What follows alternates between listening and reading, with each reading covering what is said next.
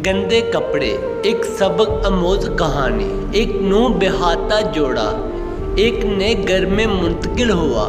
अगली सुबह नाश्ता करते हुए नौजवान खातून ने खिड़की से बाहर झांका और देखा कि हमसाई अपने कपड़े धोकर बाहर सुखा रही है।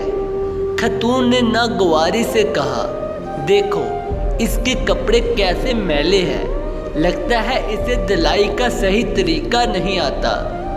शायद इसे अच्छे डिटर्जेंट की ज़रूरत है। शौहर खामोशी से सुनता रहा। हर बार जब हमसाई कपड़े धोने के बाद बाहर सुखाती, वही तबसरा दोहरा दिया जाता। एक माह यूं ही गुजर गया। फिर एक दिन खातून ने हैरत से खिड़की से झांक कर कहा, अरे वाह, आज तो इसके कपड़े बिल्कुल साफ और चमकदार लग रहे हैं। लगता है आखिरकार इसे सही धोना आ गया। न जाने इसे ये किसने सिखाया।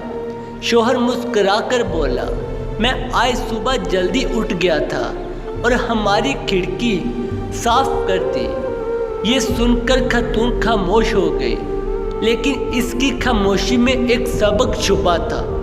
जिंदगी भी कुछ ऐसी ही है। हम दूसरों को वैसा ही देखते हैं जैसा हमारा अंदर, हमारी सोच और हमारा नज़रिया होता है।